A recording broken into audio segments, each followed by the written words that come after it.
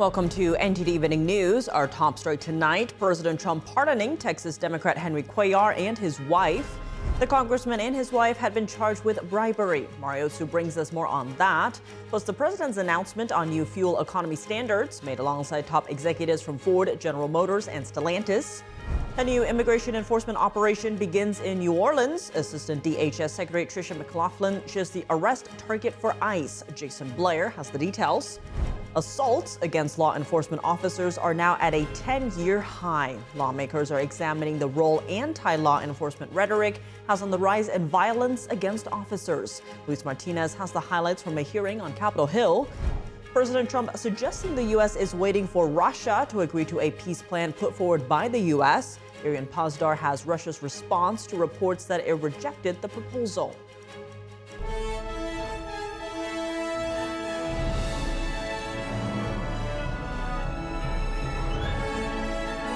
This is NTD Evening News, live from our global headquarters in New York City. Here's Tiffany Meyer. Good evening and thank you for joining us tonight. President Trump pardoning Texas Representative Henry Cuellar and his wife Imelda. Cuellar was indicted last year on more than a dozen federal charges. And the president declaring a historic reset of fuel economy standards. We now go live to our Washington correspondent Mario Su at the North Lawn of the White House. Mari, good evening. Tiff, good evening. Yes, Texas Democratic Representative Henry Cuellar was an outspoken critic of former President Joe Biden's border policies. And back in May 2024, he and his wife Imelda were indicted for allegedly accepting nearly $600,000 in bribes in exchange for influencing U.S. foreign policy in favor of Azerbaijan and a Mexican bank. Cuellar and his wife have denied all of these charges. And President Trump today is announcing his, quote, full and unconditional pardon of both of the Cuellars on Truth Social, saying, quote, for years the Biden administration has weaponized the justice system against their political opponents and anyone who disagreed with them. He also adds that one of the clearest examples of this was when Biden used both the FBI and the DOJ to, quote, take out a member of his own party, referring to Cuellar, as bravely speaking out against open borders and what President Trump calls the Biden border catastrophe. Take a look. He's a respected person. He was treated very badly because he said that people should not be allowed to pour into our country. And he was right. He didn't like open borders. He represents the people on the border, and he saw what was happening. And as soon as he made that statement, I then said, I'll bet he gets indicted. And that's what happened. He got indicted for speaking the truth. And his wife got indicted, Imelda. And that's sort of a first. Usually they leave the wives alone. And President Trump attaches to his announcement a letter from the Cuellar's daughters pleading for their parents' clemency, calling them both honest individuals and good, decent people. And meanwhile, Cuellar has responded by thanking President Trump for what he calls his, quote, tremendous leadership and for taking the time to look at the facts.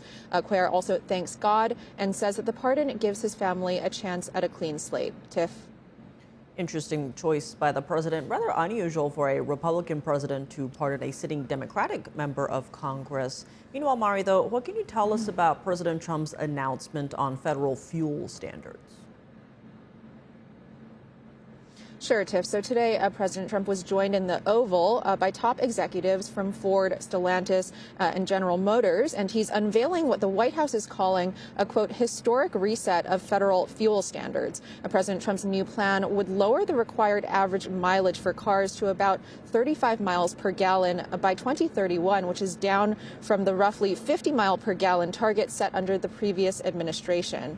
The White House says that this proposal is expected to save buyers around $1,000 per new car and $109 billion total over the next 5 years.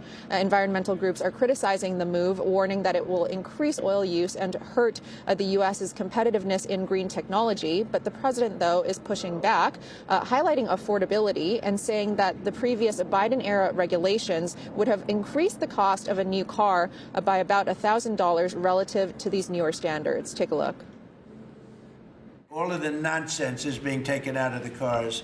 Today is a victory of common sense and affordability. We're very proud of Ford to be the #1 auto producer in our country.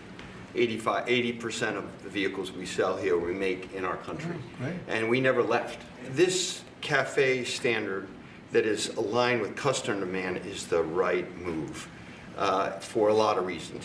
This allows us to invest in affordable vehicles made in the U.S., which we will take the lead on, and will allow us to make vehicles more affordable. And when President Trump opened up this event to questions, the attention immediately turned to Venezuela and the Pentagon's strikes against drug-carrying vessels in the Caribbean Sea. President Trump says that land strikes will start very soon and that his boat strikes go beyond a pressure campaign on Venezuelan President Nicolas Maduro. Take a look. Not pressure campaign, it's much beyond that, I think. They emptied their prisons into our country. They sent us killers, murderers, they sent us drug dealers at the highest level. They sent us gang members. They sent us people from their mental institutions. I think last year we lost close to 300,000 people were killed. Have you seen what happens with the families of not only the people killed, the people that are trying to get their son or their daughter off of this poison that they've been fed? And very soon we're going to start doing it on land too, because we know every route, we know every house, we know where they manufacture this crap. We know where they put it all together, and I think you're going to see it very soon on land also.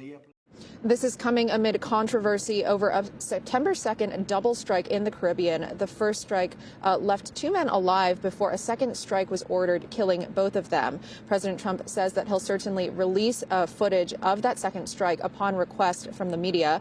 And Secretary of War Pete Hegseth is standing by the commander who ordered that strike, condemning the lawmakers and the media who are accusing him of a war crime. President Trump also doubles down on his defense of the strikes, saying that every boat that gets knocked down saves 25,000 American lives, and that drugs coming in through the sea are down 91% since these strikes began. Tiff, back to you. Mari, thanks for those updates. 5,000 illegal immigrant arrests is the goal for a new ICE operation in New Orleans. The Department of Homeland Security says the operation, which launched today, is prioritizing illegal aliens who were released after previously being locked up in local jails. NTD's correspondent Jason Blair has more.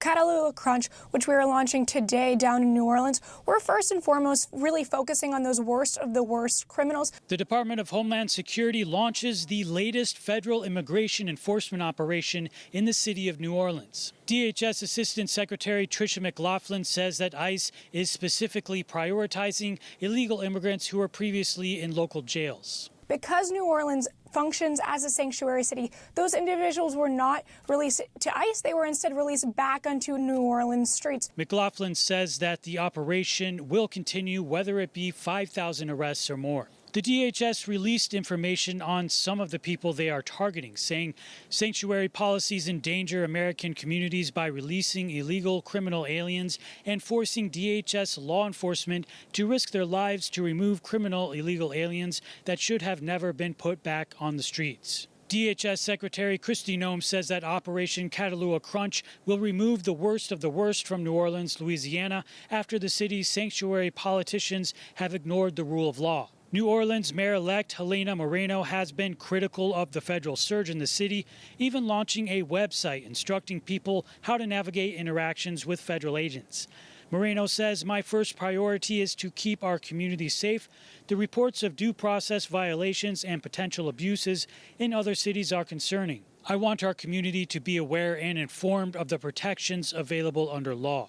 Some stores in New Orleans have posted signs saying that ICE is not allowed inside unless they have a warrant. Meanwhile, Louisiana Governor Jeff Landry has been outspoken in his support for federal assistance. We welcome our federal partners. We've seen it work in other parts of the state, in New Orleans as well. And we're going to just lean in even heavier to make our streets safe. Jason Blair, NTD News. How effective will the new immigration enforcement operations be in New Orleans and the Twin Cities? Tonight, hear a panel discussion with Jason Altmeyer and Katie Frost. That's at 7 p.m. Eastern on Capitol Report. 2025 has seen a dramatic increase in violence against law enforcement across the country. Lawmakers examine the role that anti-law enforcement rhetoric plays on the increase in violence. Our Washington correspondent Luis Martinez has more on the story. Today's hearing is not about silencing dissent or restricting free speech. It is about responsibility and recognizing that rhetoric has consequences and ensuring that officers can perform their duties without fear. In 2024, the FBI reported more than 85,000 assaults on law enforcement officers, the highest number in over a decade. And in 2025 alone, Immigration and Customs Enforcement registered an increase of 1,100% of assaults against its officers. Federal officers remain unwavering in their oath to the Constitution and their duty to enforce the laws Congress enacts, regardless of the political environment. What has changed is the environment in which they serve. It has grown increasingly hostile with rising violence, threats, and online harassment directed at officers. Experts in today's hearing singled out polarizing rhetoric against the duties of law enforcement as the main cause for increase in assaults against law enforcement officers. The rhetoric coming from the top, calling officers Nazis and Gestapo, it better stop right now. You are inflaming dangerous circumstances. A job that is to enforce the laws of this country, the laws that have been passed by those that have been elected by the people of this country.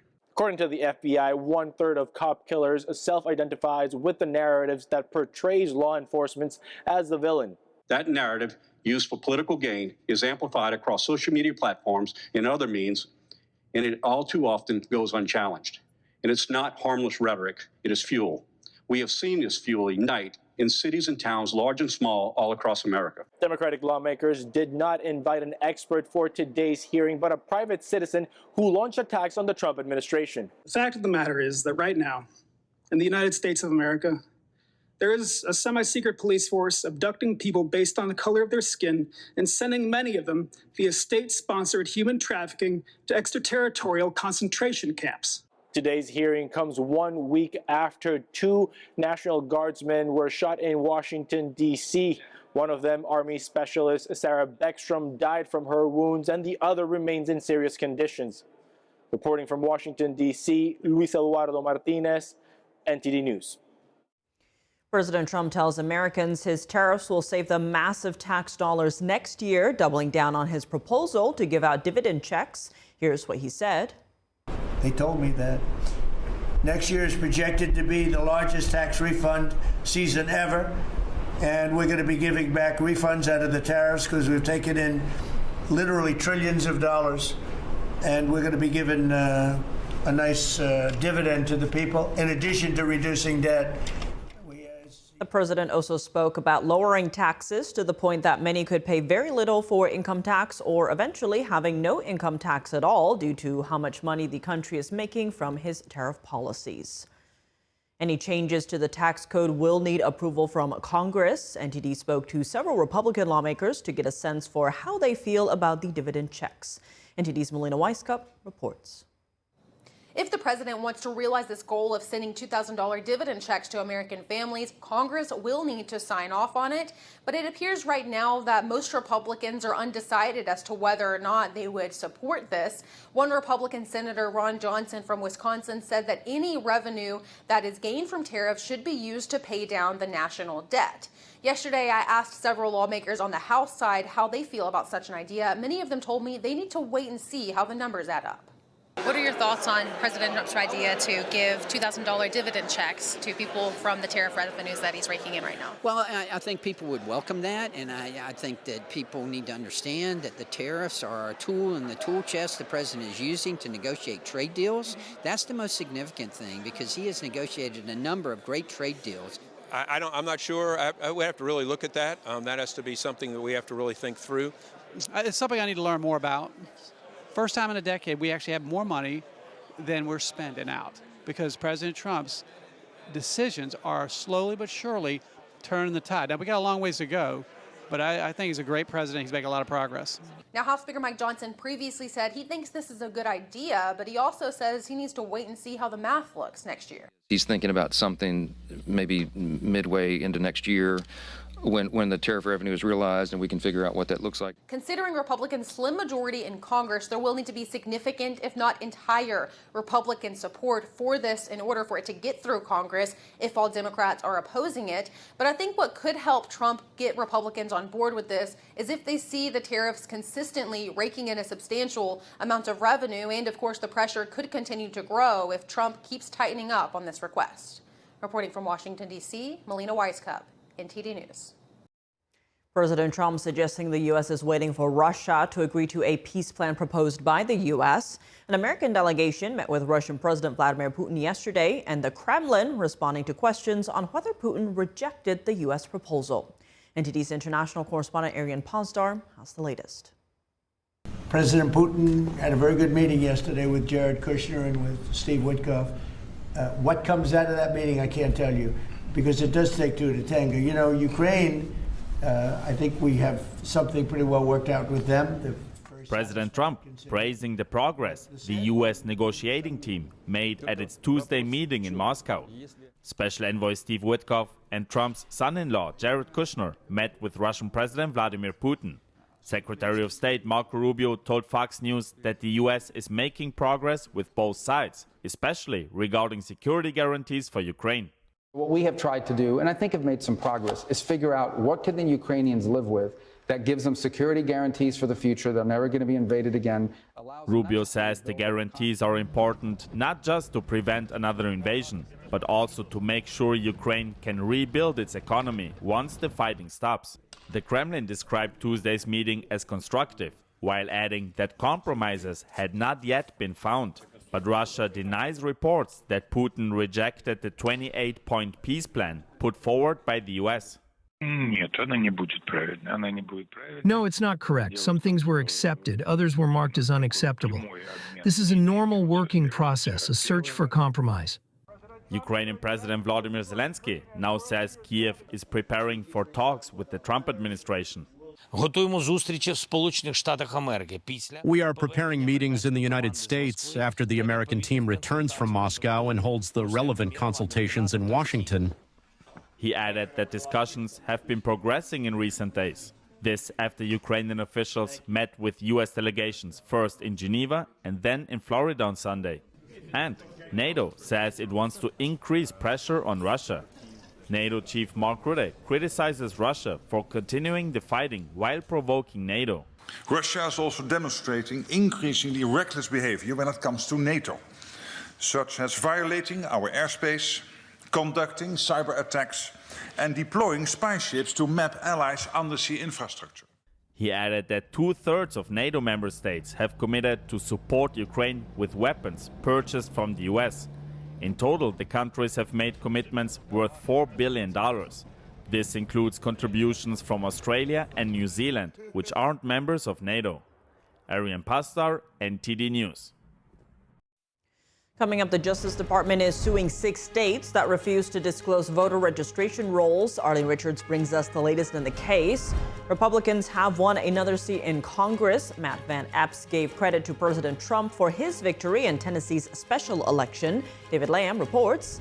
And San Francisco has filed a lawsuit against major food companies over ultra-processed products. The city claims these foods are addictive and harming public health. Christina Corona has the details after the break.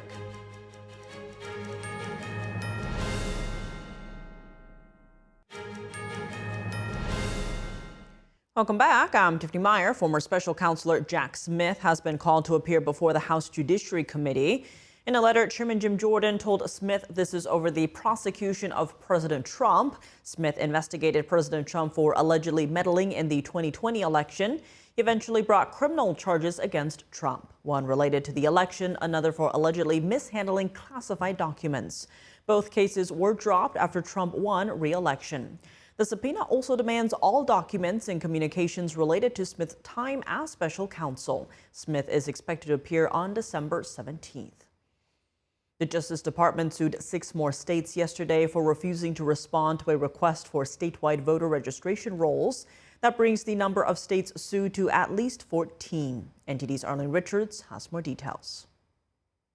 The Department of Justice Civil Rights Division announced on Tuesday that lawsuits had been filed against 6 more states for failure to disclose voter registration rolls. The states this time include Delaware, Maryland, New Mexico, Rhode Island, Vermont, and Washington. In the lawsuit, the department accuses the states of failing to maintain accurate voter rolls and make those records available for inspection. Attorney General Pam Bondi said in a statement that the states had fallen into a pattern of noncompliance and that the law requires them to comply with basic voter roll maintenance. This latest action brings the total to at least 14 states the department has sued in an effort to obtain voter information. Assistant Attorney General Harmeet Dillon of the department's Civil Rights Division said our federal elections laws ensure every American citizen may vote freely and fairly. Representatives from the 6 states have not officially commented on the lawsuit. In September, Washington Secretary of State Steve Hobbs responded to a letter from the DOJ requesting the voter registration list. He said, while we will provide the DOJ with the voter registration data that state law already makes public, we will not compromise the privacy of Washington voters. The DOJ sued Maine and Oregon in September over voter registration rolls. At that time, Maine's Secretary of State Shenna Bellows said she didn't trust what the Trump administration would do with the personal voter information. In the announcement of the latest lawsuits, Attorney General Pam Bondi said accurate voter rolls are the cornerstone of fair and free elections. She said the department will continue filing election integrity litigation until states comply. Arlene Richards, NTD News. Republican Matt Van Epps won Tuesday's highly publicized special election in Tennessee. The congressman-elect attributed his victory to support from President Trump. NTD's David Lamb has more. Republican Matt Van Epps won the highly publicized race for Tennessee's 7th congressional district on Tuesday. He celebrated his victory in Nashville, thanking President Trump. We did it. Thank you all. This is just an incredible win. An incredible win. Tonight, you've sent a message loud and clear. The people of Middle Tennessee stand with President Donald J. Trump. Epps is a former state commissioner and Army helicopter pilot. He received more than 53% of the votes against Democratic nominee State Representative Afton Bain in the special election. Bain said odds were against her, but she praised the voter turnout. And we may not have won tonight, but we changed the story of what's possible here. And we're not done. Not by a long shot. So tomorrow, we keep fighting. Tomorrow, we keep building. Epps is originally from Ohio and will represent 14 counties in Middle Tennessee. He promises to support President Trump's Make America Great Again agenda, including fixing the economy, securing borders, and protecting farmers. The president built the largest, most diverse coalition to ever elect a Republican, and we leaned in on that. President Trump was all in with us, and it made the difference. In Congress, I'll be all in with him. The Tennessee Division of Elections says more than 43,000 ballots were submitted during early voting. This win helps Republicans maintain their slim majority in the U.S. House. But that majority is expected to shrink in January when Representative Marjorie Taylor Greene resigns. David Lamb, NTD News. San Francisco has filed the nation's first government lawsuit against major ultra-processed food makers, including Coca-Cola and Nestle. The city claims these companies knew their products were harming public health, but continue to market them to consumers. NTD's Christina Corona has more on the story. San Francisco has filed a lawsuit against 10 major makers of ultra-processed foods, including Kraft Heinz, Coca-Cola, Nestle, and General Mills. City Attorney David Chu says these products are addictive and harmful and claims the companies knowingly marketed them despite health risks. We're talking about food that is not food, that is not found in nature, created by combining artificial chemicals with industrialized processes. Chu says consumption of these products has created a major public health crisis with skyrocketing healthcare costs. The industry has created thousands of new chemicals, which the body metabolizes and craves differently. And they are designed to be addictive. He said studies link ultra-processed foods to chronic illnesses, including type 2 diabetes, fatty liver disease, heart disease, and depression, and added the impact on children has been alarming. He stated that starting in the 1960s, Big Tobacco purchased major food companies, bringing over technology, marketing strategies, and addiction science. They use Big Tobacco tactics to research, design, and sell addictive products. They used addiction science and marketing techniques that followed the Big Tobacco playbook of creating the illusion and erosion of consumer choice. He stated these companies targeted children using cartoon mascots from Tony the Tiger and Fred Flintstone to Paw Patrol. These companies know their products are harming people, but they continue to design, market, and profit off them, particularly at the expense of our kids.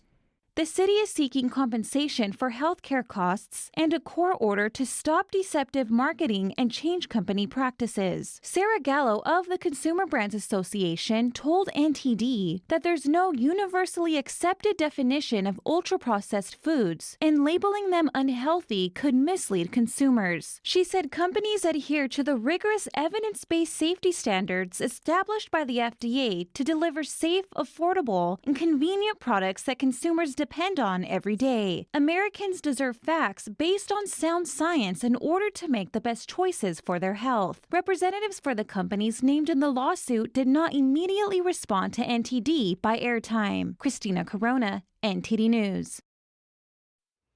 Coming up, the Trump administration halting all immigration applications from 19 countries, including Afghanistan and Somalia. More on the impacts and a complete list of the countries impacted.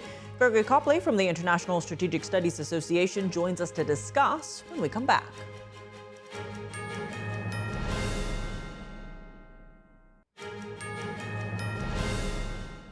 Welcome back. I'm Tiffany Meyer. The Trump administration is pausing immigration applications for individuals from 19 countries. That's according to a policy memo from U.S. Citizenship and Immigration Services.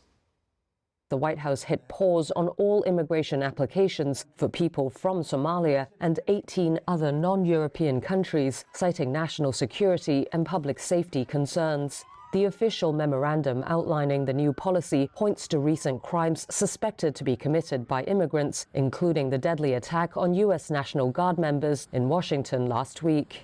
An Afghan man was arrested as a suspect, and Afghanistan is also on the list.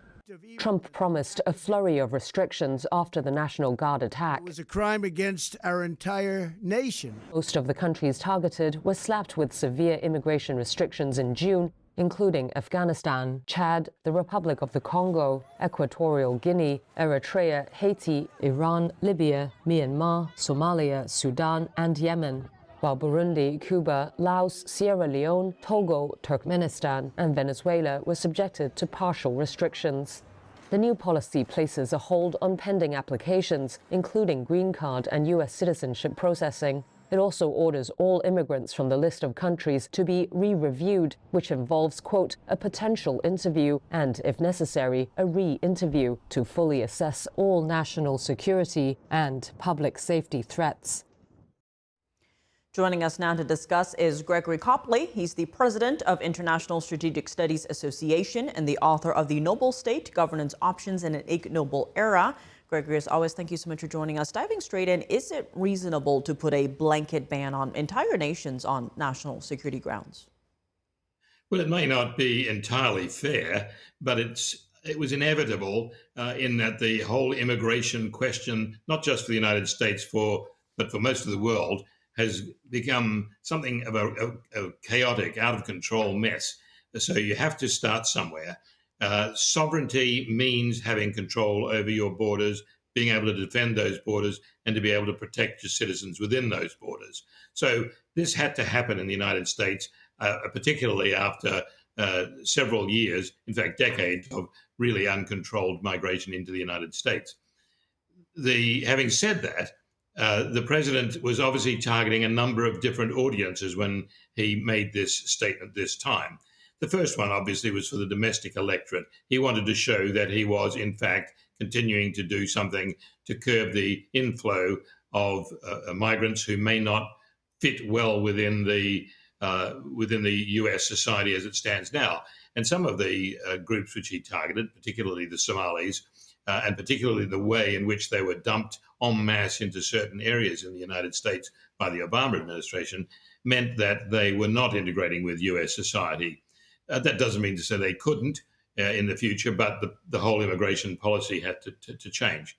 Secondly, he was targeting the US's allies around the world, but particularly in Europe and Australia and Canada, where the process of unfettered immigration was also distorting the nature and capabilities and economics of those countries. And that needs to be brought to attention, because it's no good the United States being a standalone power if its allies are losing control of their own territory. And thirdly, of course, it was meant as a political message to some of the countries on the list, particularly countries like Venezuela, but also to Afghanistan, because of the recent incident with the National Guardsmen, two National Guardsmen being shot in Washington, D.C. by an Afghan national. Now, there's some unfortunate aspects and perhaps unfair aspects to that as well, given the fact that not all the citizens of all of those countries, the 19 countries, deserve to be discriminated against, and it will put a hold on the lives of some genuinely valuable immigrants to the United States. But you have to start somewhere, as I said, and sorting this out. And this is really going to go a long way in that, I think. And thinking back to the Pilgrims or Puritans who sought refuge and religious freedom in the 17th century, is President Trump's pause on all asylum decisions, regardless of nationality, moving us away from that tradition? It is, but I think the whole process had, as I said, become out of hand in that the people were coming into the country and unlike earlier generations, were not assimilating, were not here to become Americans. They were here to, if you like, become economic refugees, to get a better lifestyle without necessarily seeking to participate in and defend the values of the United States. So once again, they've got to draw the line so that you can make sure that the people you get into your country are ones who want to be there, not just for economic reasons, but also because they believe in the freedoms which the United States espouses. And the same could be said for the Europeans and British and Australians and so on. It's no good just having numbers coming in. No country needs migrants just for the sake of numbers. It's been proven time and again that it is not the quantity of people in a country which make it great, but the quality of them and the way they integrate, the way they have common purpose, a common sense of destiny, a common sense of the past, a common sense of values. This is where nobility, if you like, of the state comes into it. You have to stand for something. You have to believe in the narratives of the society. And the United States had done a very good job of that until the last 40 or so years, when people started to take the values of the United States for granted. The values of all of the countries in Europe and so on were being taken for granted. And so when people came in, did not assimilate, and actively spoke out against their new host countries, we started to see the problems beginning there. That's the collapse of Western civilization in a nutshell. And if there is broad and deep immigration reform, how will that impact America over the next, say, 10 to 20 years? Well, the United States has to start rethinking its own identity. It has to ask, what is it that makes America a nation? What is it that you're proud of to be in America, or any country for that matter? And you have to start planning where you wish to go as a country in terms of your identity, in terms of your way of life, in terms of your belief systems and the like, in terms of your charity, your tolerance, your example to the rest of the world. If the United States wishes, as it seems to do, to be the premier nation in the world, then it needs to get back to seeing itself as that shining city on the hill, where it has an ethical and moral standard, not to lecture to other countries, but to serve as an example to its own citizens and to the rest of the world, and lead by example. Because the prestige alone of being a great nation gives it coercive and economic power in the world. And that's what the United States needs to get back to. We now see virtually no country in the world with any great prestige. The great prestige which was attributed to the United States or to the British Commonwealth over the years and the like, that's all gone. People distrust governments, they distrust nation states, and so the whole societies have to come back together to rethink who they are, what they want to be, and then strive for it. They can't allow politicians to dictate solely the direction of the country. The population itself has to set an example and has to elect leadership which is exemplar, who are exemplars of those values which the country should espouse. And it shouldn't be reducing democracy, as we've seen over the past few decades, to being a transactional thing where a politician promises you money for doing this or promises you shorter working hours. What the politicians should be doing is saying, we will work together to make the country so ethically valuable that our lives will be better, we'll be safer, we will be more harmonious. It doesn't mean to say that our entire identity is tied up with wealth. Well, Gregory Copley, as always, thank you so much for joining us. Thank you. Senators are proposing stronger controls on chip exports to prevent China from gaining an advantage over the United States in the AI race. Witnesses at a hearing said this is essential to preserve American principles over the CCP's authoritarian values. NTD's international correspondent Malcolm Hudson has more. A Senate Foreign Relations Subcommittee held a hearing on how to counter China's challenge to American AI leadership. AI advisor Gregory Allen said chip export controls are vital. I believe this is the single most important thing that the United States did in U.S.-China competition over the past years. And it has roots in both the first Trump administration, with limiting the exports of advanced semiconductor manufacturing equipment, and it has roots in the Biden administration cutting off access to advanced AI chips. Allen said if these export controls were not in place, China would now have the largest data centers and best AI models, adding that that future was stopped thanks to the export controls. Commerce Secretary Howard Lutnick last spring told Congress that China can produce only 200,000 advanced AI chips each year, while the United States and its allies can produce more than 10 million. On top of this, the US chips are more advanced. Head of National Security Policy at Anthropic, Tarun Chhabra, said the US should not help the Chinese Communist Party catch up. Access to advanced AI chips and the equipment needed to manufacture them is the single most significant factor that could allow the CCP to close the gap with the United States in the AI race.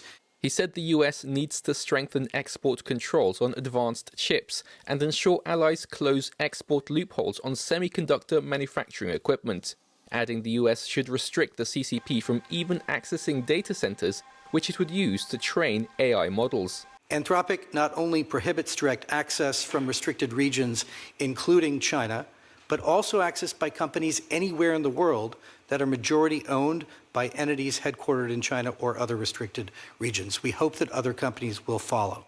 Turning to the threat of cyber espionage, Chief Intelligence Officer at Pamir Consulting, James Mulvanon, said the Chinese military is aggressively integrating AI into every level of its system. The loopholes and the lack of enforcement that were described by my colleagues have in fact given the Chinese military a great deal of confidence that through smuggling and a planetary scale level of technology espionage, that they have a sustained access to these chips at production level quantities. He said the US is at a strategic precipice and emphasized that export controls need to be strengthened. We want the emergence of AI and potentially AGI to occur in an environment that is consistent with our values and not the authoritarian values that are built in at fundamental levels in the implementation of AI in the Chinese system. Senators Pete Ricketts and Chris Coons highlighted their forthcoming bipartisan Safe Chips Act. Ricketts said the act would codify the Trump admin's current red lines on which AI chips are allowed to be sold to communist China for 30 months. Malcolm Hudson, NTD News. Coming up in the NFL, it was a ratings bonanza last week for the league. Dave Martin joins us with all the records. And Tuesday night was the Bryant Park tree lighting in Manhattan, New York City. Sean Marshall has what entertainers and attendees had to say at the event when we come back.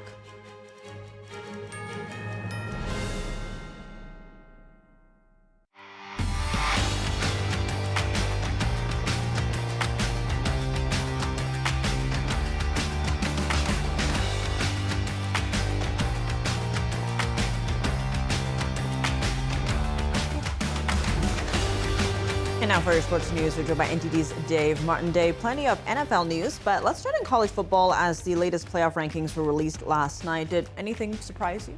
You know, I was a little surprised that they switched Notre Dame and Alabama around, despite both teams winning last week. And frankly, Bama's win over Auburn was much less convincing than the Irish's win over Stanford, so I'm really unclear on why that happened. But also, you know, we have Virginia now ranked the highest ACC team to make the conference championship game at number 17, where they'll face 7-5 Duke. That probably means fellow ACC member Miami is probably out despite being ranked higher. They're number 12. The Hurricanes still have a remote chance to make it as an at-large bid, but as I said yesterday, that would take really convincing losses by BYU and Alabama for them to get in. Now, I can see Miami possibly getting past BYU in that case, only because it means the Cougars really would not have a signature win this season. But if Bama got blown out by Georgia, I mean, Bama already beat Georgia earlier in the year. And then it's either Miami or Notre Dame, who Miami already beat. But both are idle this Saturday, and then the committee would have to move Miami up 2 spots ahead of Notre Dame, despite both being idle. I mean, they would take a lot of flack for suddenly flip-flopping those at the end here. So but they do have that option.